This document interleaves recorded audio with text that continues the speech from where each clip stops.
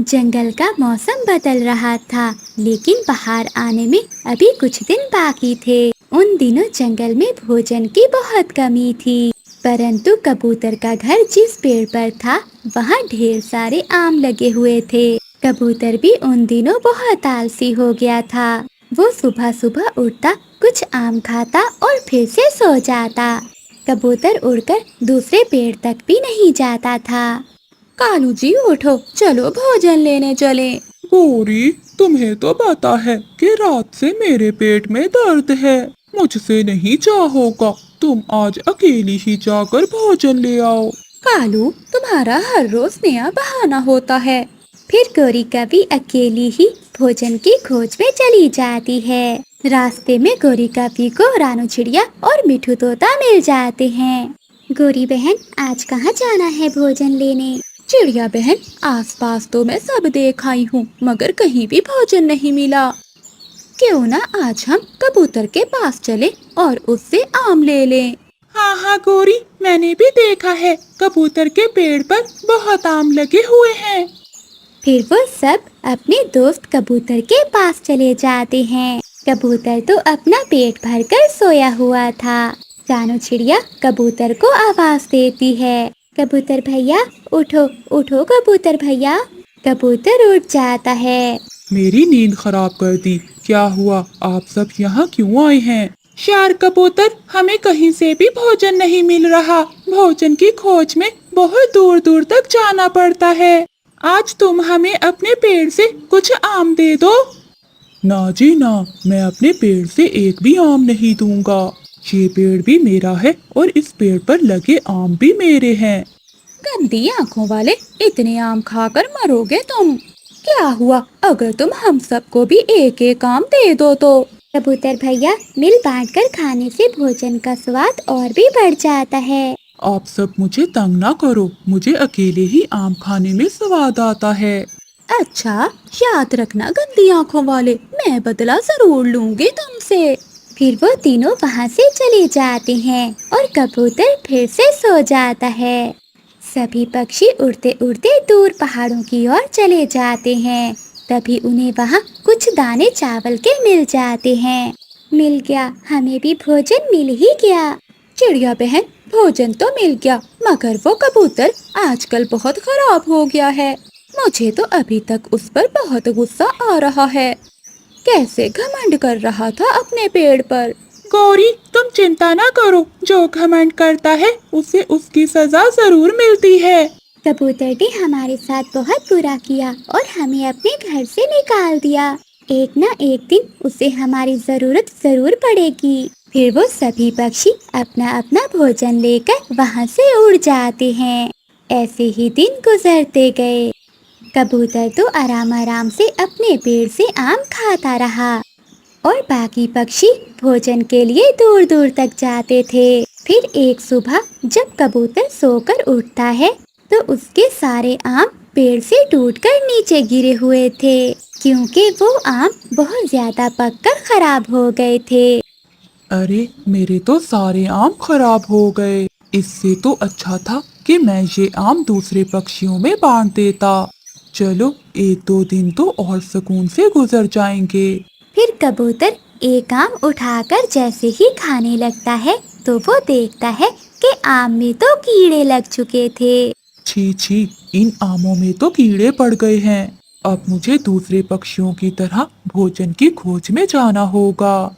ऐसा सोचकर कबूतर वहाँ से उड़ता है, परंतु थोड़ा सा ही उड़ने के बाद कबूतर थक जाता है, क्योंकि वो तो कई महीनों से उड़ा ही नहीं था।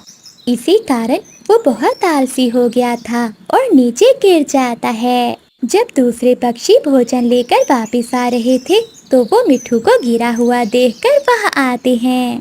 कबूतर भैया, आज इतने दिनों बाद आपको घोंसले से बाहर देखा है। क्या आम खत्म हो गए हैं आपके? कीड़े पड़े इस गंदी आंखों वाले के आम में।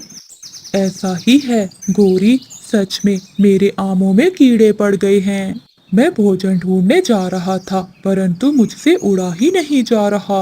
उड़ोगे भी कैसे? मुझे तो लगता है कि तुम उड़ना ही भूल गए हो। मुफ्त के आम खा खा कर तुम्हारा शरीर सुस्त हो गया है। अब पता चला गंदी आंखों वाले। चिड़िया चलो यहाँ से। ऐसा कहते हुए गोरी कवि और मिठू तोता वहाँ से चले जाते हैं। लेकिन रानू चिड़िया कबूतर से कहती है, कबूतर भैया ये लें, कुछ दाने आप मुझसे ले लें, क्योंकि हम आपके दोस्त हैं और हम आपको ऐसे हाल में नहीं देख सकते। लेकिन आपने जो हमारे साथ किया वो भी याद करो। चिड़िया बहन, मुझे माफ कर दो, मैं भूल गया था कि ये आम तो 4 दिन के हैं। फिर रानू चिड़िया वहाँ से चली जाती है। फिर कबूतर वो दाने लेकर बहुत मुश्किल से उड़ते हुए अपने घोंसले तक जाता है। वो इतना ही उड़ने से बहुत थक जाता है।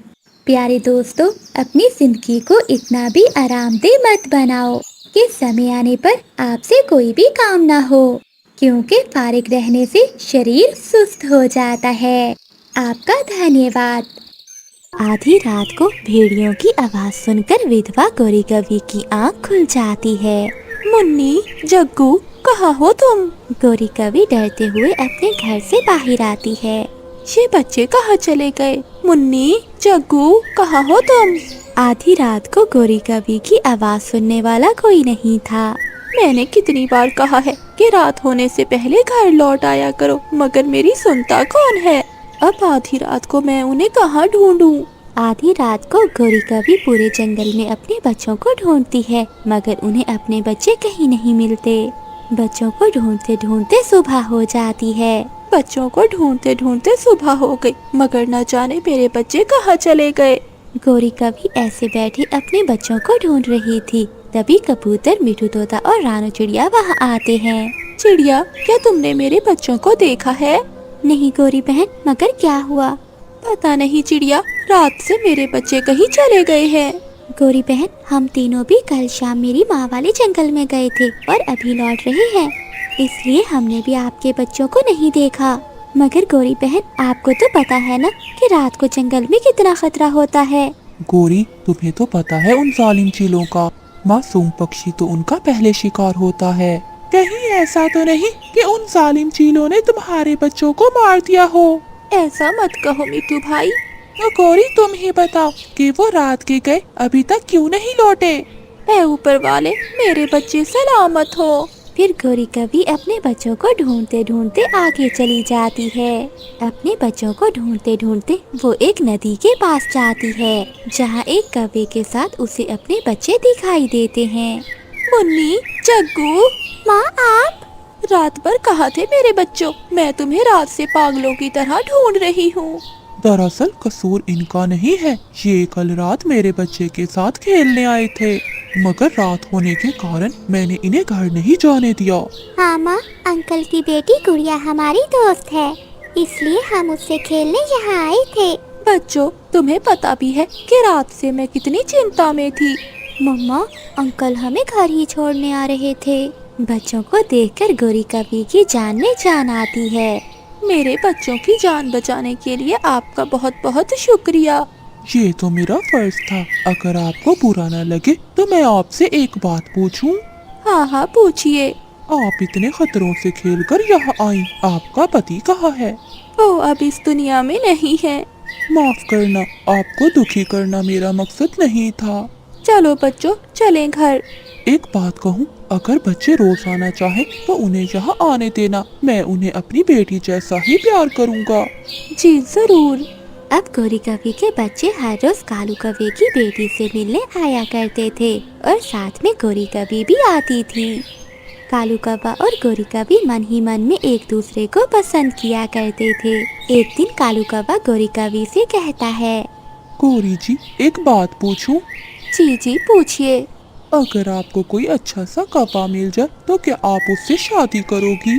इस बारे में तो मैंने कभी सोचा ही नहीं, मगर आप मुझसे क्यों पूछ रहे हो? असल में मैं भी अकेला हूँ। मेरी पत्नी जालिम चीलों का शिकार बन गई थी।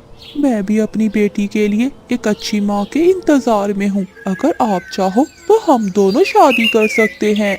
जब से मेरे पति हमें छोड़कर गए हैं, मैं भी यही चाहती हूँ कि मेरे बच्चों को पिता का प्यार मिले, मगर अब कोई ऐसा मिलता ही नहीं जो मेरे बच्चों का पिता बन सके।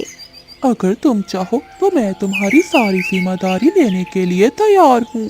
ये सुनकर गौरी कवि चुप कर जाती है। क्या हुआ गौरी जी, आप चुप क्यों कर गई? मुझे कुछ सोचने का समय दें, मैं आपको सोचकर जवाब दूंगी। फिर गौरी कवि अपने बच्चों के साथ घर चली जाती है। कालू जी बहुत अच्छे हैं, मुझे लगता है कि वो हमारा बहुत ख्याल रखेंगे।